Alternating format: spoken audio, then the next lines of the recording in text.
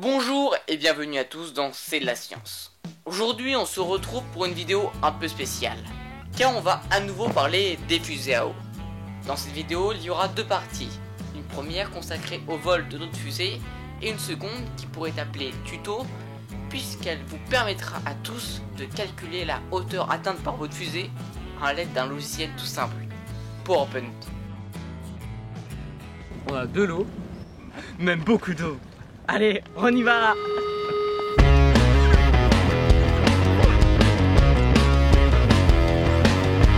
Combien de bords?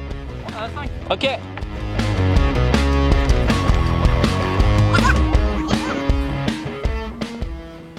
Comment tu es? 10 comptes. 3, 2, 1. Oh putain. Oh, c'est parti.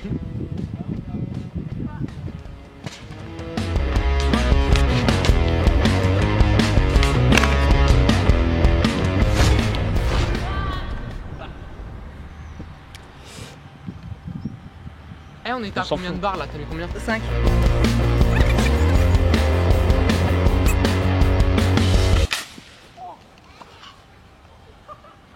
Nous avons le regret de vous apprendre que notre fusée est coincée dans les arbres par là-bas. Donc il n'y a plus qu'à en refaire une. On attend le prochain hiver quoi pour qu'il retombe. Bon, nous revoilà pour la seconde partie de cette vidéo. Ne vous inquiétez pas, notre fusée n'a pas été perdue. Elle a été retrouvée 2 jours après le tournage de la vidéo. Pour savoir à quelle hauteur est montée votre fusée, il vous faut plusieurs éléments. Il vous faut pour commencer, c'est-à-dire le plus important, une vidéo complète du vol. C'est-à-dire qu'on voit la fusée sur tout son vol. Donc, et il vous faut aussi une échelle, donc l'idéal c'est une règle d'1 mètre que l'on voit juste là, et qu'il doit être placé pile au niveau de la base de lancement. Donc là, si on visionne la vidéo, à mon avis vous n'allez pas voir la fusée, mais je vais vous la montrer quand même. Donc là elle va partir de juste là, donc elle part, elle monte là, puis elle commence à redescendre et elle descend là. Donc nous ce qu'on va essayer de trouver, c'est on va dire l'image où elle est où la fusée est le plus haut possible quoi. Donc on va la voir monter, là elle monte, et là elle va commencer à redescendre plus précisément. Donc là elle est tout là-haut. Donc là il va falloir qu'on récupère l'image on va récupérer tout l'écran en appuyant sur la touche qui est en haut à droite de votre clavier, imprimer écran système. Donc après vous retournez sur PowerPoint et vous faites CTRL V. Et là vous verrez apparaître tout votre écran. Donc avec le truc de lecture, avec toutes les informations quoi. Donc nous ce qui va nous intéresser maintenant, c'est de savoir la longueur qu'il y a entre la fusée et le sol et la longueur de la règle. Pour avoir une échelle. Donc on va commencer par la règle, donc on va zoomer dessus.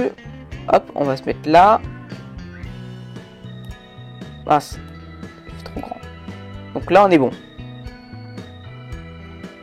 Donc maintenant on va essayer d'avoir la longueur entre la fusée et le sol. Donc ce qui est grave, c'est pas forcément d'être... Attention, je vais vous montrer. Là c'est pas pile poil sur la fusée, c'est pas grave. Du moment que ça arrive à peu près au même niveau. Donc maintenant, il va falloir connaître les deux distances. Et là, c'est pour ça qu'il est bien d'avoir PowerPoint.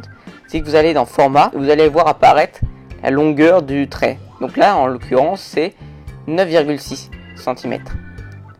Donc là, on a une longueur de 9,6. Et le petit trait, il a une longueur de... Attends, il faut cliquer sur le petit trait, aller dans Format, 0,2. Donc là, on va retrouver la calculatrice, on va aller dans la calculatrice, on va marquer du coup 9,6. 9,6.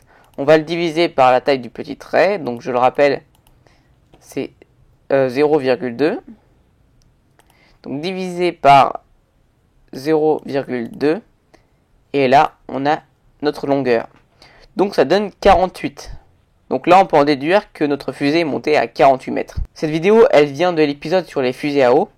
Et comme vous voyez, c'est pas exactement le même résultat qu'on a trouvé.